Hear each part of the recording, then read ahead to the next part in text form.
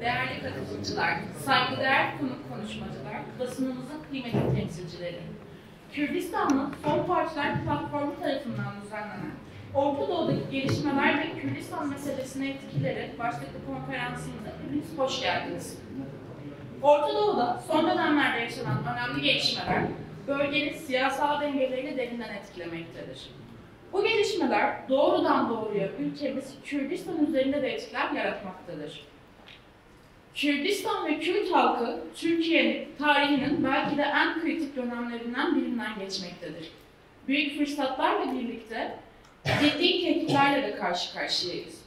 Bu hassas ve önemli süreçte ülkemizin tüm parçalarından gelen Kürdistanlı Sol Partiler Platformu, bugün kadın kentimiz Ahmet'te bir araya gelmiş bulunuyor. Amacımız, mevcut durumu ortak bir bakış açısıyla değerlendirmek, görüş önerilerimizi paylaşmak, barış, özgürlük ve ulusal hak mücadelesinde ortak tutum ve dayanışmayı güçlendirmektir. Bugünkü konferansımız 2 oturum halinde gerçekleşecektir. Her oturumun ardından yarım saatlik bir soru-cevap bölümü yapılacak. Birinci oturumun bitiminde ise 30 dakikalık bir ara verilecektir.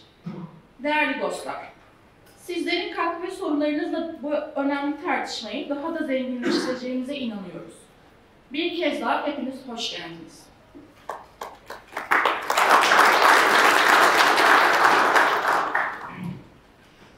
همو بشتار و افغان عزیز کدگاریم جابمنیه منحو بخیر هاتن کنفرانسا جاری چپرین کردستان به آدی آوار کرد از همیان بریزداری سلامت کم. وک امپیت زانن لروجاتا داوین روجنه داوین در جیهانی به تایبتشی لکردستانی گری قربان دورن. اف پیواجوه داوین یا لروجاتا داوین جبو گری کرد چخاص نشان هیوی و باشی بشی لی دهمان دمیده بسر خدری مزندرینجی دنا خدا دهبینم. ایرو گلی کرد دوی که هر گاب و رامانه و باشتر بداورینم.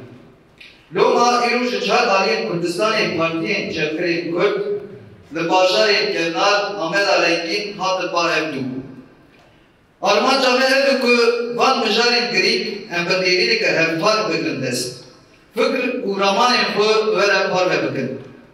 Neçar aliyim Kürdistan'ı helvesta komünist ve sosyalist Kürdistan'ı behez bıkın. Konferans hame veje dü konuştuna pekbi ve dü her konuştuni bukası nif saati jüber ku etevli beştaji tevli bıkın emi vakti kejvaraji Beyler,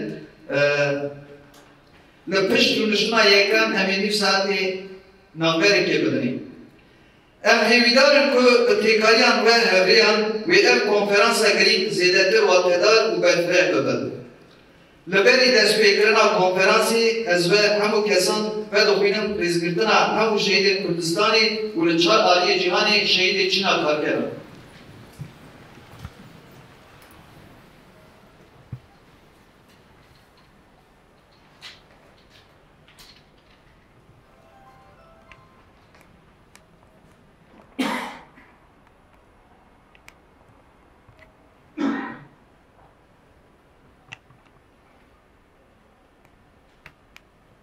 Gelek spas, ji bo rojna yekan moderatörü yapmak ve Sedat Yurttaş